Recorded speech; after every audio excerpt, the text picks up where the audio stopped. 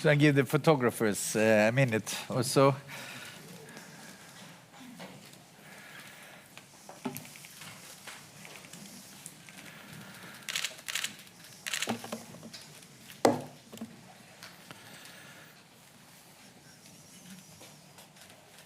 Okay, then I think we should start.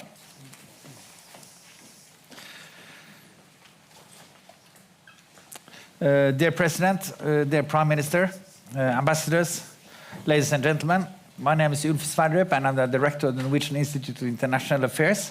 I would like to welcome you to this NUPI event hosted here at Litteraturhuset.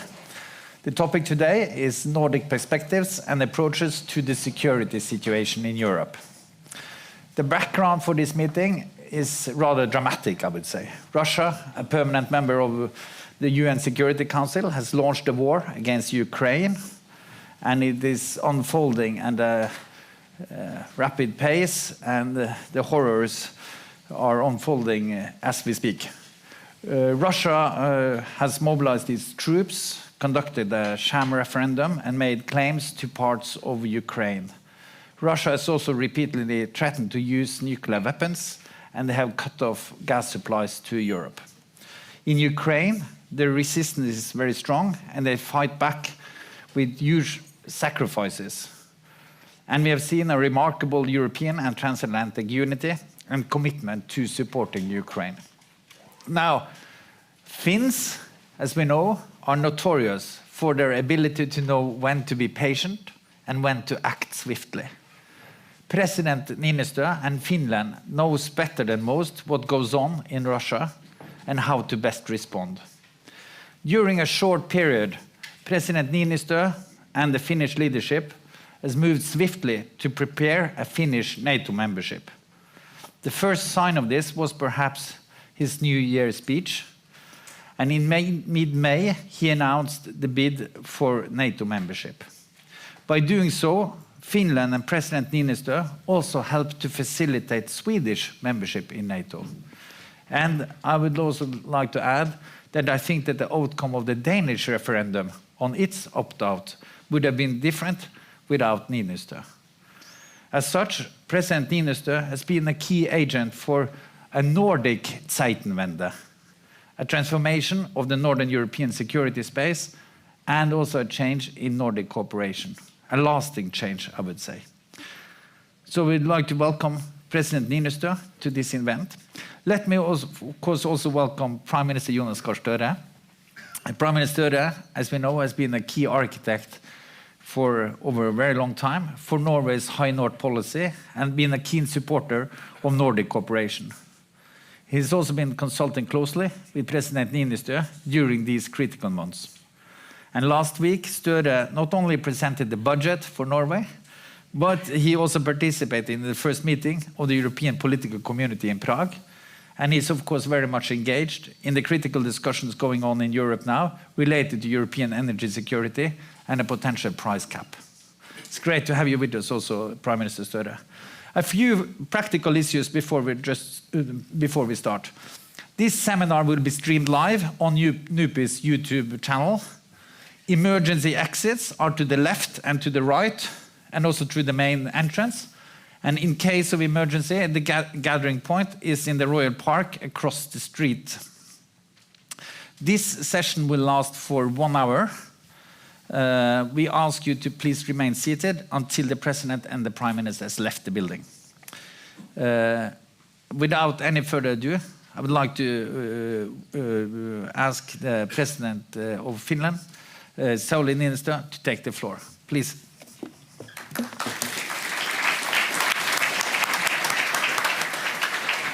Thank you. Thank you.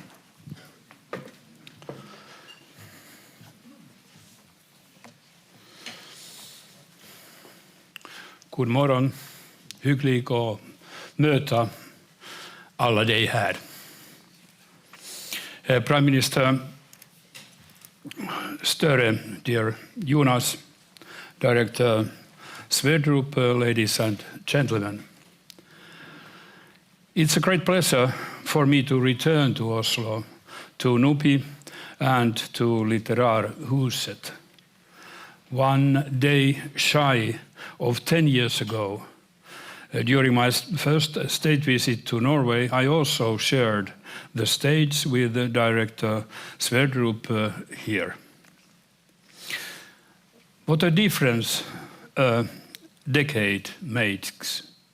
Back then, the thought of a full-scale war in Europe would have seemed unimaginable. And if we are honest, I do not think that there were many people in the room then who would have expected Finland to join the EU. We are now living in a new reality.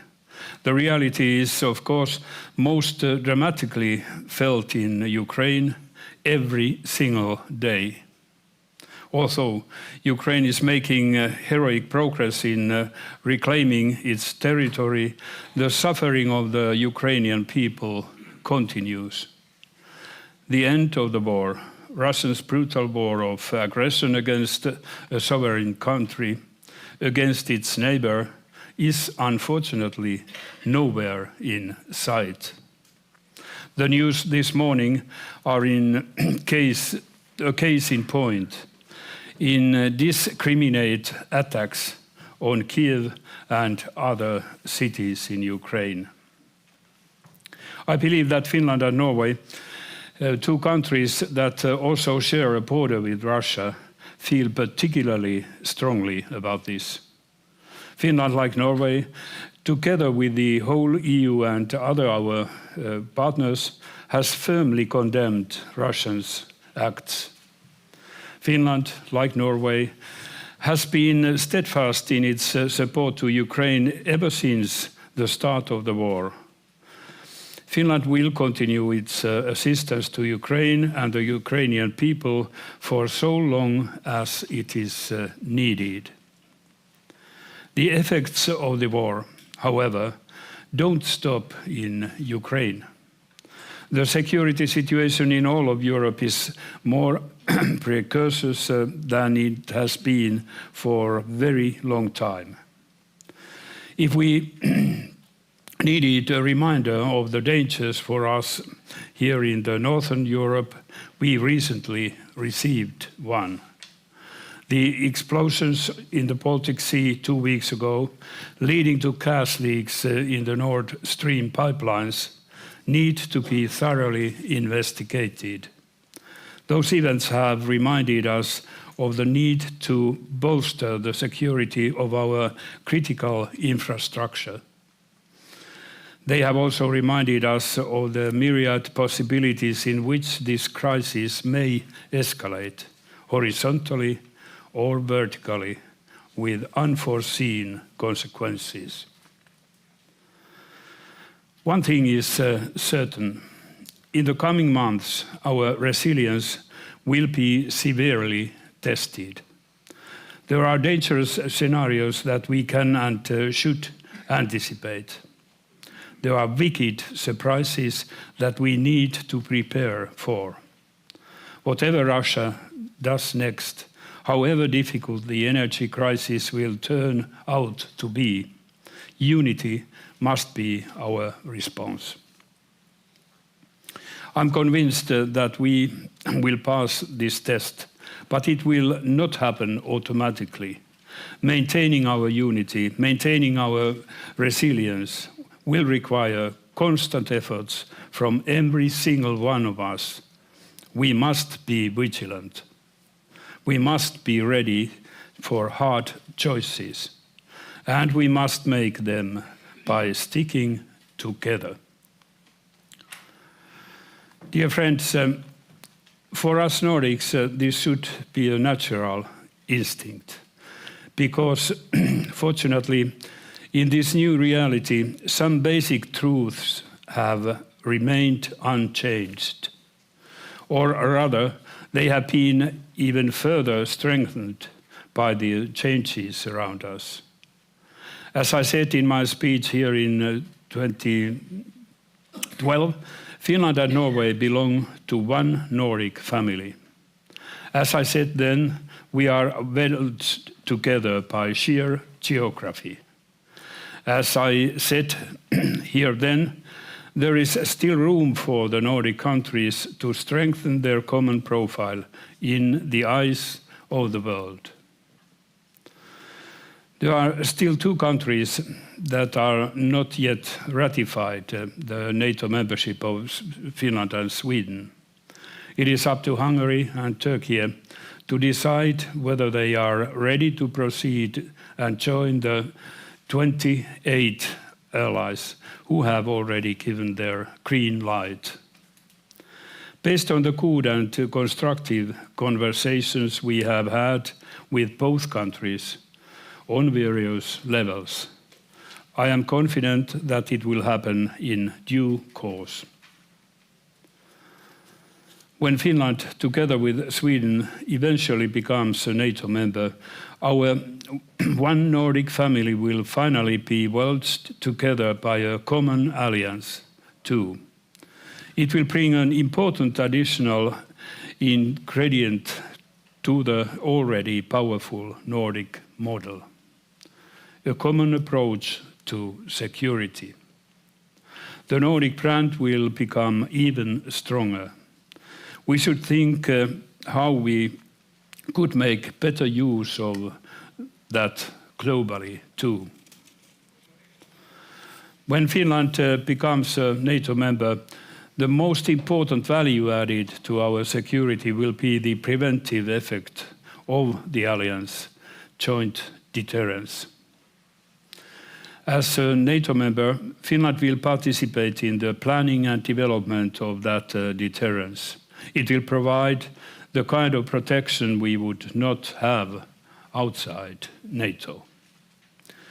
Of course, NATO membership is also of major significance in case that this preventive effect is not enough. As a NATO member, Finland will participate in the planning and, if necessary, implementation of the joint defense. The bottom line is that Finland is seeking to become a NATO member. Full stop. Nothing more, nothing less. We don't have any particular requests or reservations that we would be setting as preconditions for our membership.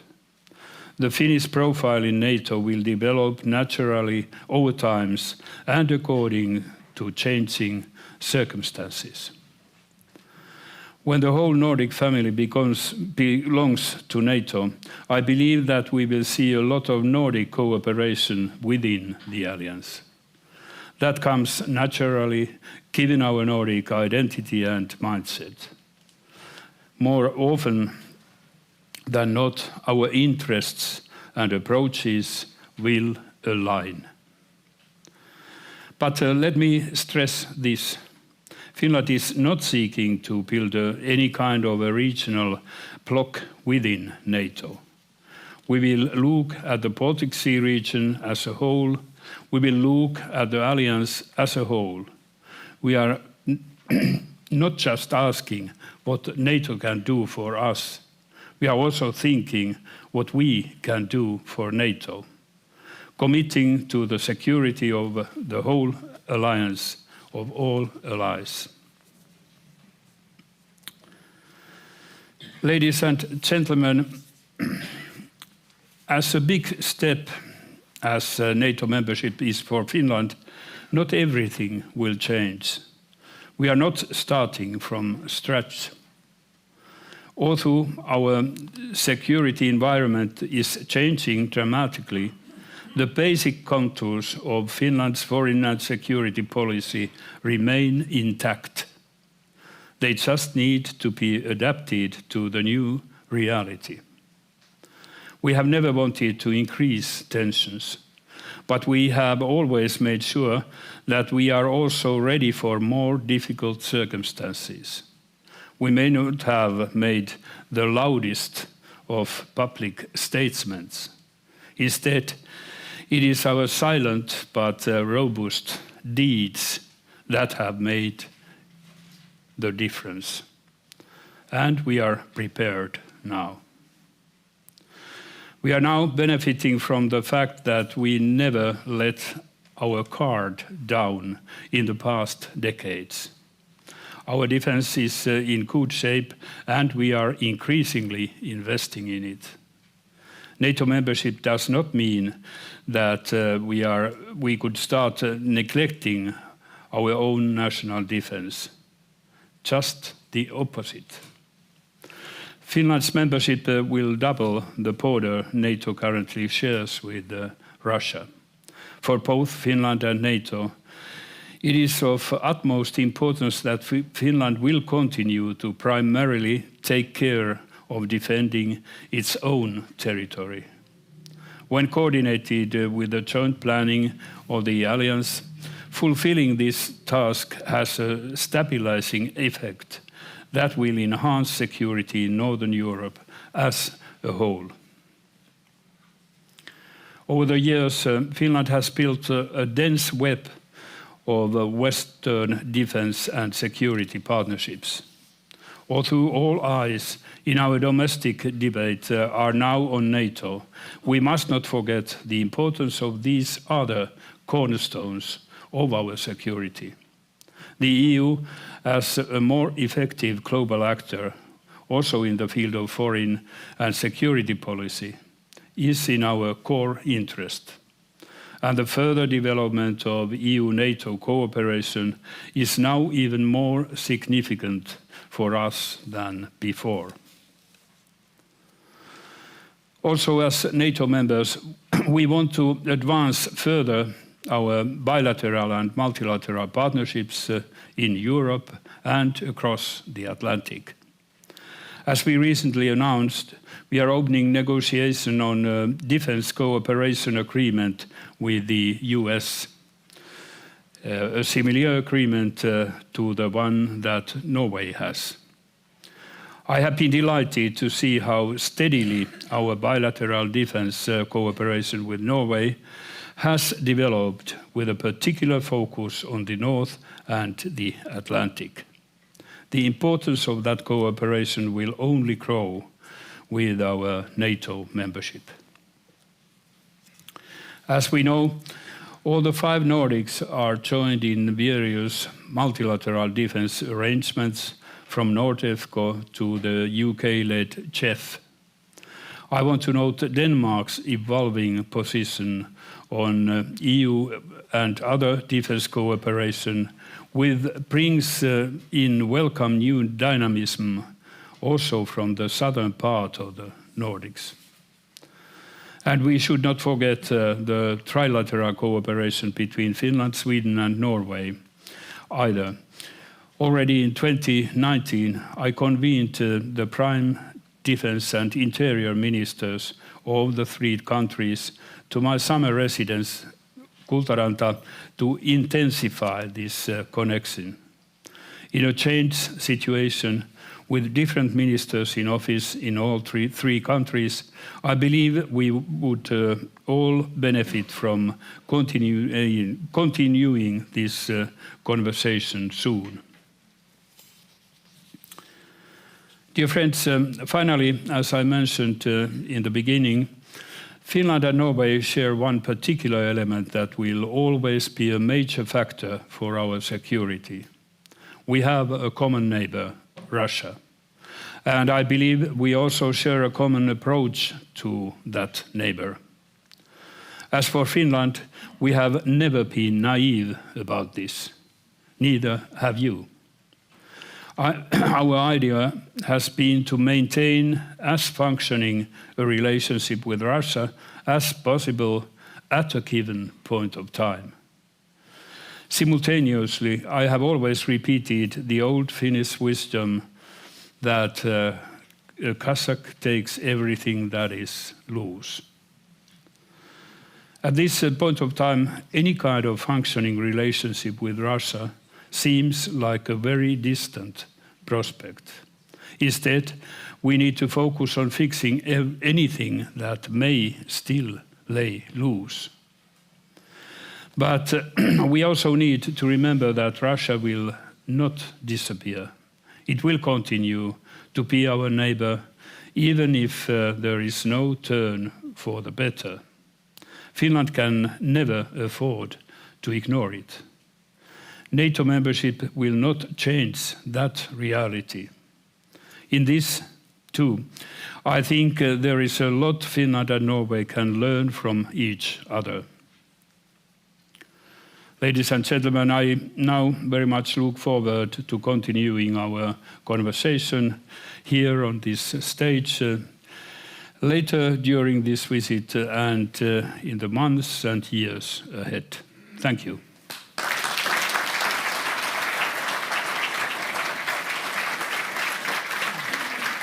Thank you so much. President, you should okay. just sit there. Shall I take You can choose. Yep. I'm Okay. forced to sit in the middle. So, Jonas. Thank you so much, President. And of course, I knew that we were sitting here 10 years ago. Yep. So it's the same people, but the topics are very different, and the background is very different. Unfortunately, Jonas Gahr Støre, he did not join us in that conversation that time because he had left the office as a foreign minister. At the time? No, he had just left the office, 2012. I think just 10 days before or something. At that time, he had been the foreign minister in Europe, I think, who had served the longest. When you well, it left seems office. that he has But now he's back. more fresh outlook than us. Yeah. Yes, of course. And now he's back as Prime Minister of Norway. So, so it's great to have you, Jonas. And maybe we should open and say you can say a few words about how you view the security situation in Europe now, and maybe some thoughts on what you heard from the president, please. Well, I think to make that short, I share the perspective of the president.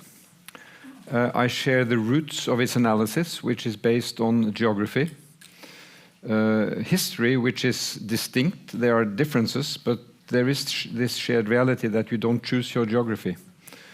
You have to relate to it, and I think this is binding Finland and Norway together in a very close sense. But as the president said, not necessarily with the big fanfare. But it is reality at different levels, professionally, politically, diplomatically. So to me, these last 11 months, 10, 11 months, have been also marked by very close consultation between Finland and Norway at different levels. Personally, I benefited from very close and available contacts with the president, always useful to listen to his analysis. But also, I would say, as a follow-up of this Nordic brand, as President Niinistö is expressing. So, I mean, let me, before I go into that, say that I share his analysis of the conflict and the security situation we are in, the horror that is happening as we speak in Ukraine, in terms of what I would call terrorist attacks on civilians that goes on in major cities. So I share that analysis. And I also believe that unity is key at the European and the transatlantic level, and beyond that. So you referred to Prague last week, which was a complex meeting in the European political community, but what was significant was among those 44 nations, a very strong message of unity. Two nations missing at that meeting, Belarus and Russia, and for some reason. And before I come to Finland and Norway, I would like to say I also support what Sauli Niinistö just said, and also said a bit more elaborately in his speech last week. We cannot stop reflecting on the future security order in Europe because we have this major crisis. Because Europe will be there, Russia will be there, and as this war goes on, consuming so much energy, literally speaking, but also politically, we have to think what will be the next step. And if the European political community may be one contribution to that, we need the transatlantic dimension to that. I mean, even in the most dire times of the Cold War, there were reflections on what a European security architecture could look like.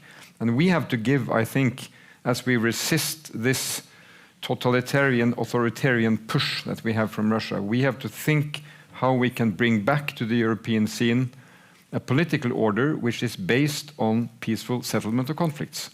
That we have in our toolbox enough political tools and order to deal with differences without reverting to violence, which in my sense is the expressions of a deep and critical vulnerability of the Russian regime. That this is the last tool you have in your box, that you revert to the violence. But then, you know, against this background, which I think we share, I think that what lies ahead of us in the Nordic family now is to move forward in a very consistent, dedicated way of deepening our cooperation on defense, which has gone on for some years already. We have a good basis to work on. Nordic prime ministers gathered here in the middle of August, agreed to task foreign minister, defense ministers, and chiefs of defense to go through the whole repertoire of what our cooperation would look like, acknowledging that Finland and Sweden are still in the process of joining NATO, but we could look forward to a potential of deepening that cooperation. And I think that will be, as the President said, contributing to our defense, but we will also be a net contributor to NATO defense or to the alliance. And my final remark, you know, I'd like to reiterate, because I think it's important to counter this narrative of the Russian president. Speaking from the Nordic region has never been a threat in modern times to any state, any region, anything. We are looking into our own defense, our own security, and we take measures to secure that. But there is no validation to the idea that there is a threat against Russia, its integrity as a state, and that has to be rebuffed, I think, at every occasion. But a lot of potential inside the Nordic region, together with our European partners, and also with our Canadian and American allies. Okay, thank you so much. Now we have like 20 minutes or so for a conversation, then we open the floor for a few questions as well. But and I think we should touch at least 3 different topics. The first is something maybe about the European security architecture, future of that. The second is to follow up on what the President said about the Cossack might steal everything that is loose. So we have to reflect a bit on what is loose in our societies and how to build this resilience that you stressed. And then maybe a few words also about the Zeitenwende in the Nordic politics, because we are curious, of course, about the Danes and the Finns and the Swedes are changing their relationship, and they're just curious about how Norway sees itself in this relationship now. But before that, President Niinistö, you are among some of the states leaders who had most frequent conversations with President Putin. And as I understood it, you took a phone call to him already, also in mid-May, to report to him yourself that you wanted Finland to join NATO. Could you say a few words about that conversation? What did Putin say, and have you talked to Putin afterwards? And what do you think is going on now in Russia? Yes, first of all, just a couple of words to you, Jonas. We have, like you said, had a very good contact during these difficult times, phone calls every now and then. I want to thank you and Norway for a very steady support you have always given us.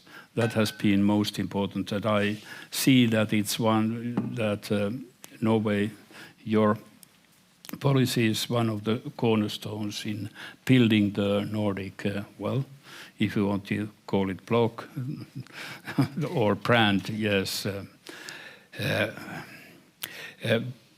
And another remark to Nordic brand. It so happened that President Biden has twice reminded himself and me from his former discussions with his predecessor, and said that we always say, well, that if the world would be in Nordic hands, we would not have any problems. That's the Nordic brand, I mean, and we should get full use of that. But then to Putin. Yes, I did meet him twice. If we look a year back, first in late October last year, and then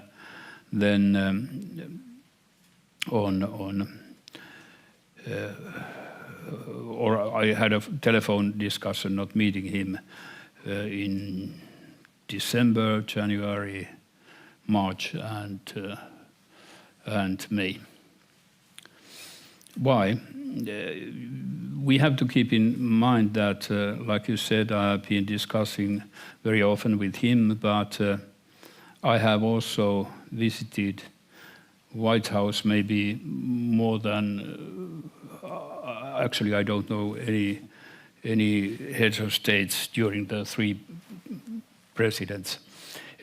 So it's kind of wide discussions I am having with in Kremlin and in White House too, and with Europeans all the time. I just go shortly through this year. When I went to first time in Kremlin, I met him a year ago. There were doubts whether the discussions, Putin-Biden discussions during the summer, which seemed to be okay, and led to discussions of arms control and everything, that they had stopped. And I asked Putin that. I was very delighted to see that discussions went well, started well, but then they ended up, or did they? And he gave me an impression that no problem at all, everything is totally fine. The next week, Ambassador Burns visited Kremlin, and we saw that nothing was okay, actually. So at that point, something started to happen. Like you mentioned in my New Year's speech, I had to take up very clearly the speech of President Putin saying that NATO is not, it is not possible that NATO enlarges anymore. That meant actually a message to Sweden and Finland that, okay, so far we had said from our own will that we are militarily unaligned because we want to do that, and that stabilizes Baltic Sea area. But suddenly when he said that, no, you have no other, no, you should not have any other alternative, then how you put your hand on your heart and say, this is our free will, that became impossible. So that was the wake-up call for the Finnish process, surely.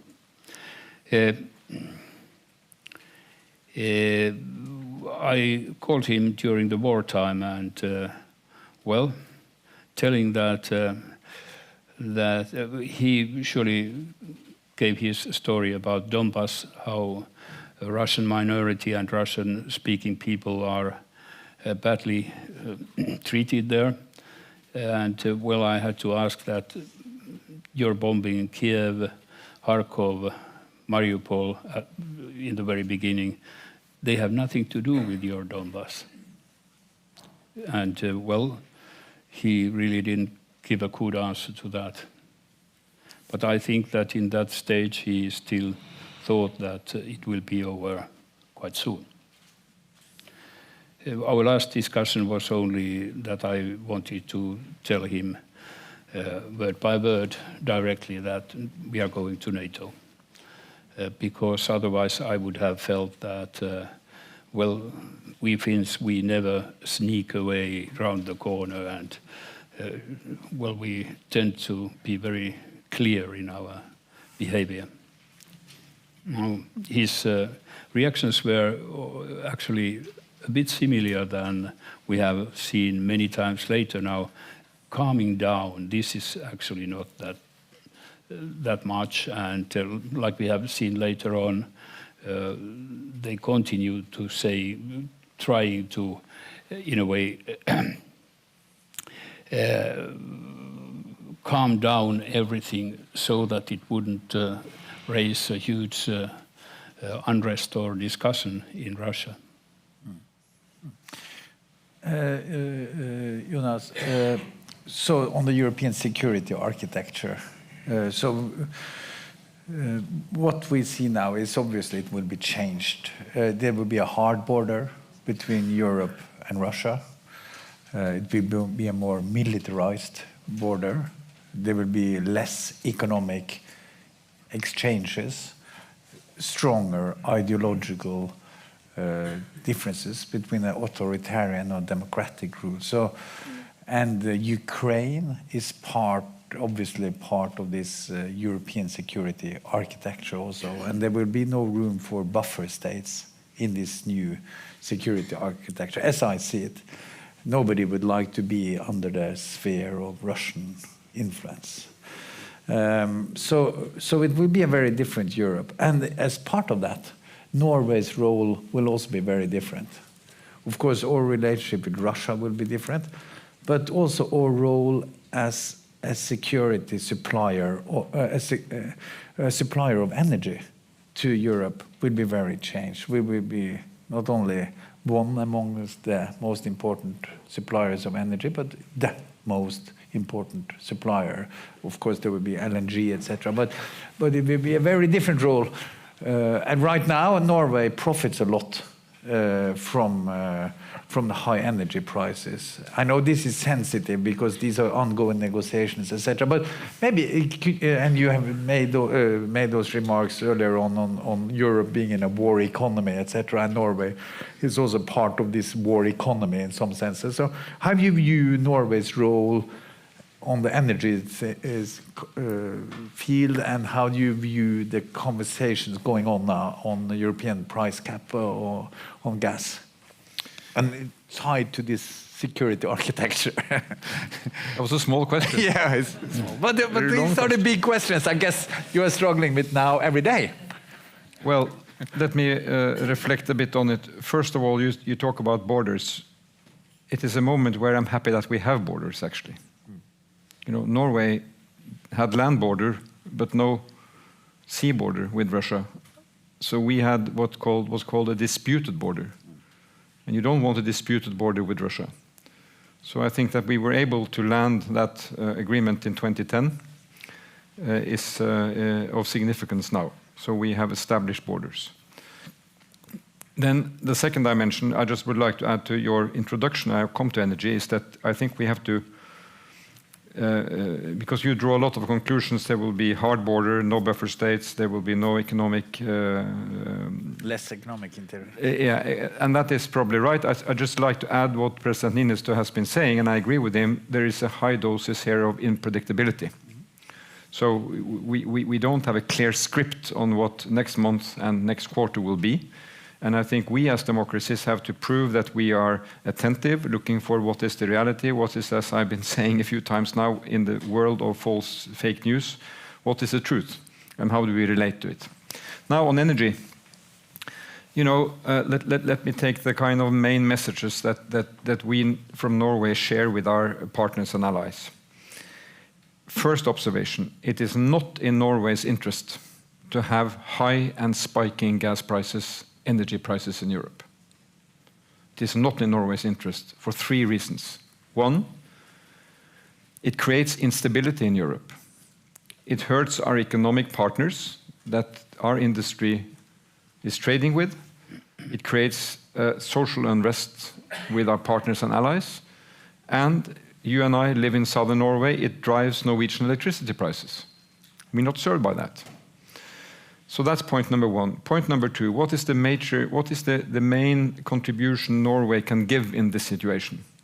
Well, to me and my government, it has been clear from the outset, do everything we can to maintain and, if possible, increase delivery of gas. Now, it has to be remembered that it is not me selling gas or producing gas, it is the companies. They are Norwegian and basically European companies operating on the Norwegian continental shelf. But my government can facilitate regulation so that you can extract more out of the existing reservoirs. So we have been able to increase exports to Europe by 8 to 10% since the beginning of this year. That represents energy equivalent of 100 terawatt hours. So almost 2/3 of Norway's total hydro production of energy has been added on to Europe. So if you just take the equation, if we hadn't done that, there would have been a bigger shortage and a higher price. And I think that delivery has made it possible for Europe to fill up the gas storage. So that is point number 2. Point number 3 is that we look after our energy installations, especially what happened in the Baltic Sea. There's some impression that what happened in the Baltic Sea was a wake-up call and then we start looking after our installations. That's not true. They have been under high security observation for decades, but of course now intensified because of the situation. So we have, I think, a very effective cooperation now between police, defense, security forces to properly look after land installations, 3 land installations, 90 offshore installations, 9,000 kilometers of pipelines. You cannot have one person sitting on each square meter of that system, but you can intensify and systemize the protection, and you can do it with partners and allies. Now, coming then to your point about the prices in Europe, I think we have to be clear. This is something that the European authorities have to reflect on and find out what they will do. This is their market. We are a major contributor, and it is not for Norway to decide prices inside Europe. But I have established with the Commission President a task force between Norway and Russia and the EU, the European Commission, to share experiences and experts to look at how can we together stabilize markets. And right now, European authorities, European Union, the Council and the Commission are making steps to look into how price setting is happening in Europe. And this is something that Europe has to discuss. My message has simply been, be careful that you don't make regulations that will have opposite effects. That you do something in the market that will lead to increased demand for something that is reduced because Russia's gas is not there. Or you limit supply of this resource that you so much need. And I think that observation is clearly shared in many capitals, that we have to be very careful in the way we do that. But right now there are many internal mechanisms in the European market that need to be fixed, with European countries sometimes driving up prices after gas has arrived in Europe. There is also debate about whether companies could engage in more long-term contracts with their partners in Europe. That used to be the case in Europe. In order to make a major exploration out in the North Sea, you needed long-term contracts to defend the investment. But then after some years, the Europeans wanted to break that up and move to spot prices, which has been the case today. Now, today, there is a renewed interest in maybe longer-term contracts that can also help stabilize. But Norway's message is clear. We are, there to discuss and share our perspectives. The decisions made in Europe about how European regulation should work has to be Europe's decision. It's not something we can make as Norwegian authorities. But, again, it is in Norway's interest that these prices are stabilized and that Europe can move forward. I think this is the biggest test, actually, right now for the European cohesion energy. Because on the view on what is happening in Ukraine, I think we share a perspective. I think there's a lot of resilience. But on energy, there are many things to be done. I was happy to see that the Baltic Pipe was opened, which is a dedicated pipeline going from the Norwegian grid system through Denmark and Germany and into Poland, and now providing 15% of Poland's gas. That opening was the day before the explosion in the Baltic Sea. So, there are links here in the calendar, to put it that way. But then we have to move forward, and that my final word on this, Ulf, is that as we dealing with this winter and the next winter, which will be tough, but energy market is partly regional, partly global, so a lot of efforts have to be made.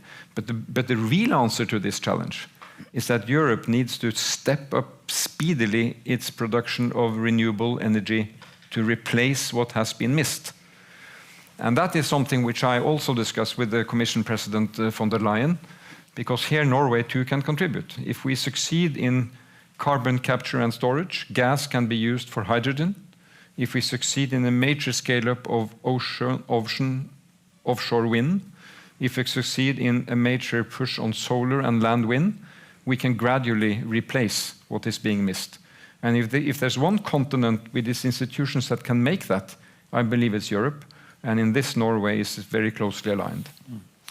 Yeah, and also just to add to this, I understood that Scholz has also advocated try to view the energy system, also the piped gas with LNG, so calling for a G7 plus, where also Norway could participate in a huge conversation with Japan and Korea and others. So it's, as you said, it's a global.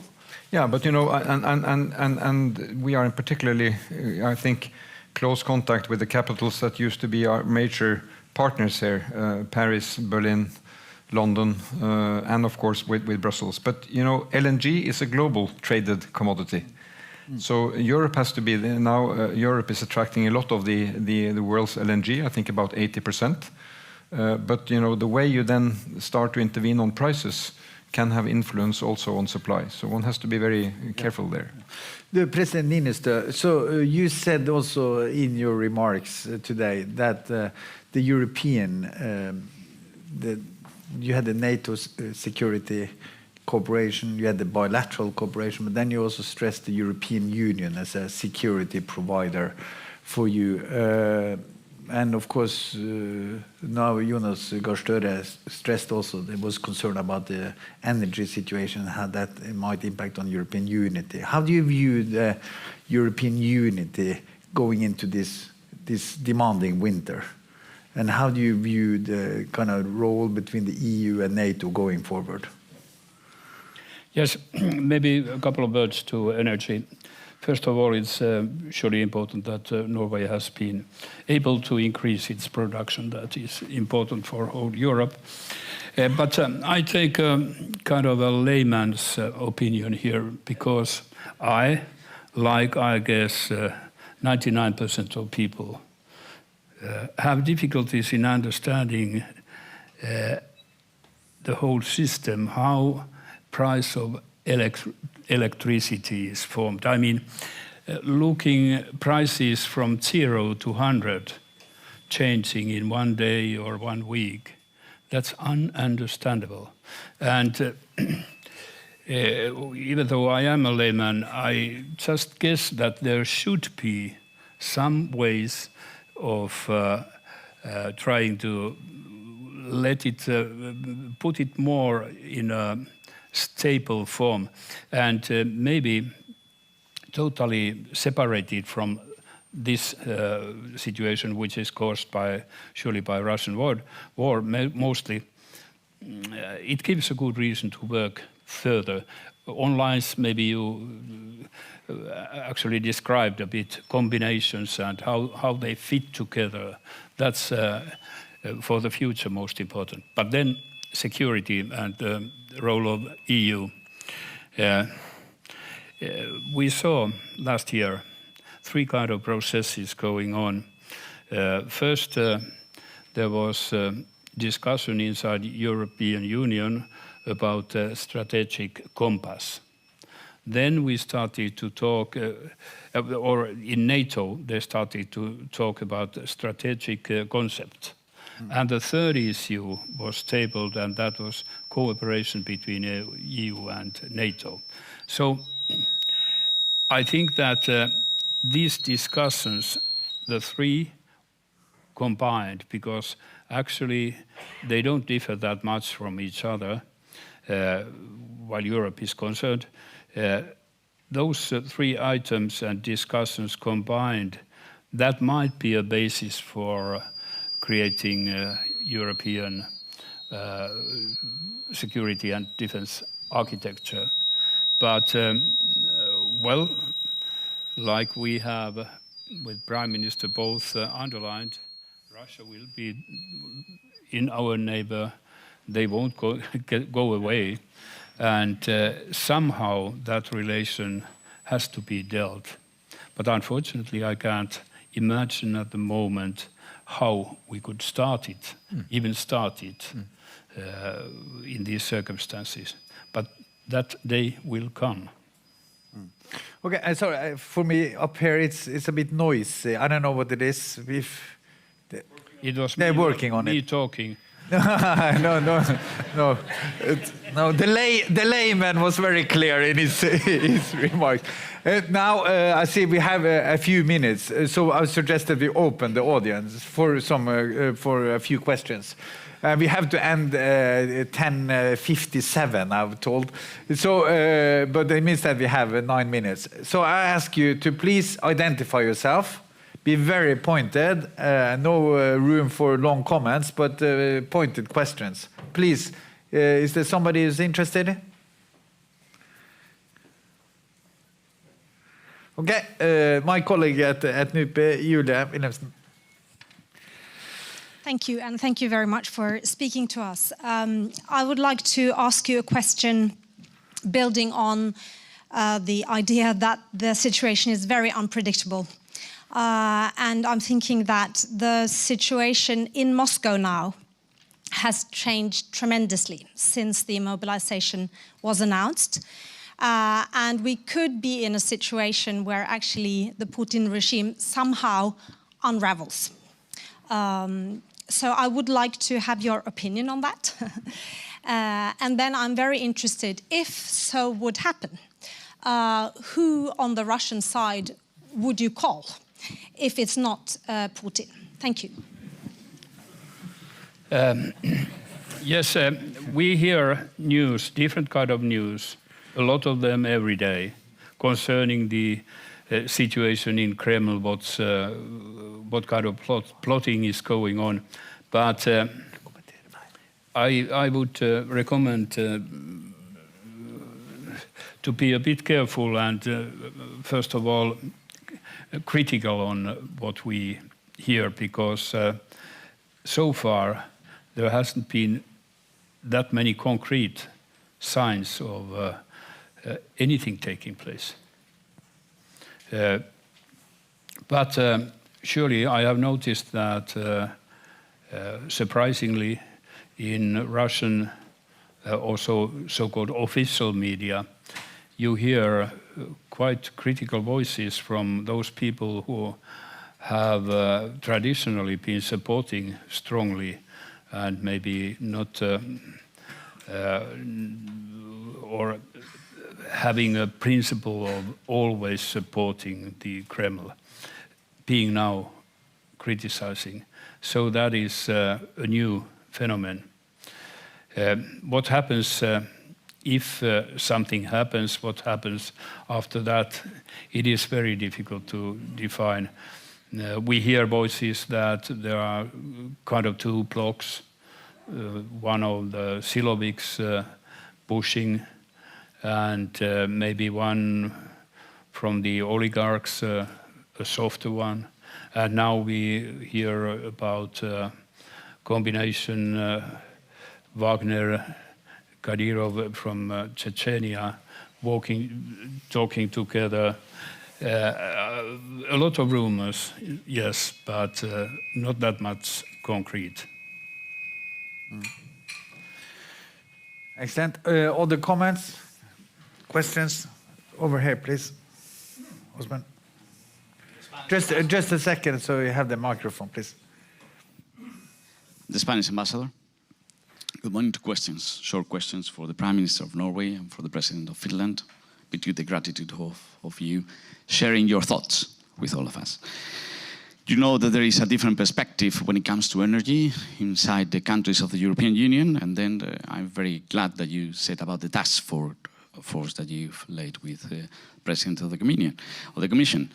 But to me, energy is not an isolated economic issue. And whenever we talk about energy, and we all suffering high inflation, how you're tackling also more economic integration with the European Union in order just to favor that energy is one part of the basket of the economic solution. And for the President of Finland, how do you see, because you were mentioning that you gathered together during the summer for having a better cooperation between all ministers, and in the European Union we have these institutions that favor political and social talks, and in a way Norway is not you were not part of NATO, Sweden were not part of NATO, but now the only country in the Nordics that is not part of the European Union is Norway. So in a way you were encouraged by Russia, you said, to be part of NATO. How will you encourage, if in Norway, you think that there is a way to encourage Norway to join European Union, if that is desirable in your eyes?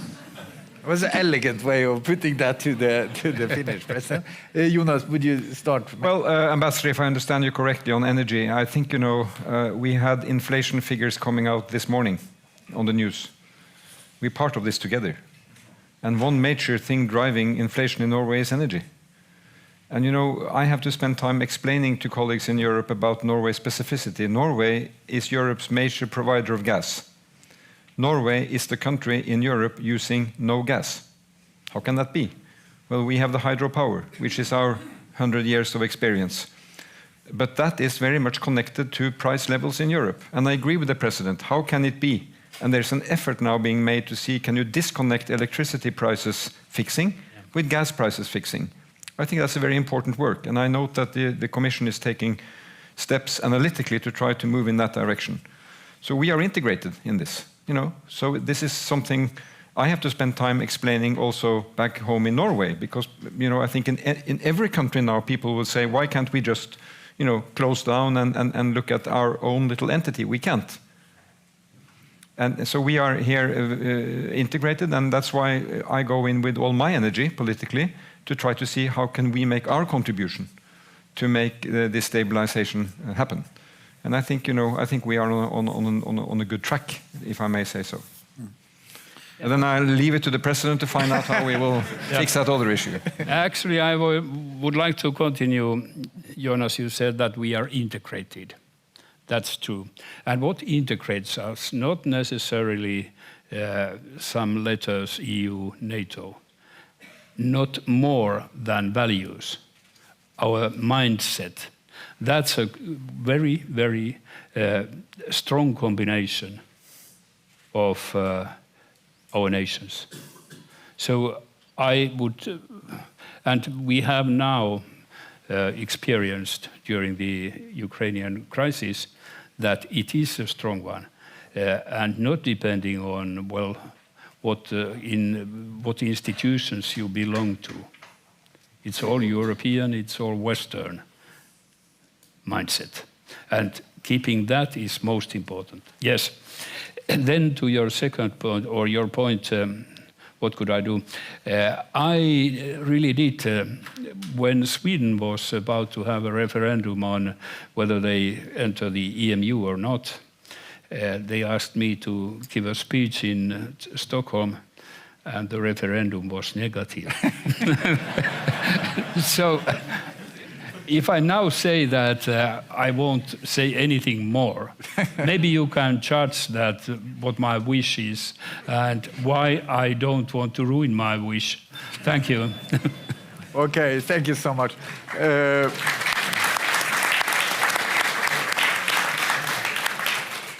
So I see the clock on the wall, so I think we have to come to an end now. So.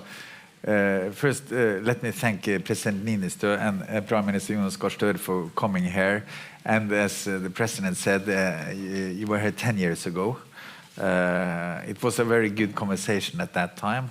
And thank you for spending the time now. I think we can be fair to say that we will not meet in 10 years' time here, but maybe there's a next president of Finland who will come here and engage in this conversation. And please tell the next president that he can happen to welcome him or her before 10 years' time as well.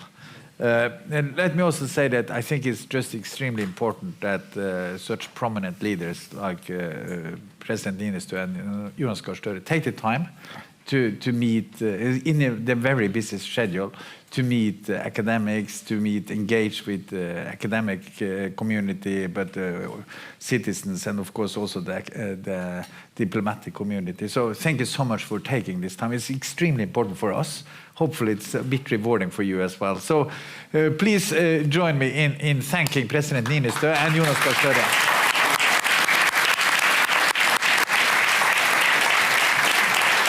And please be seated until they have left the building.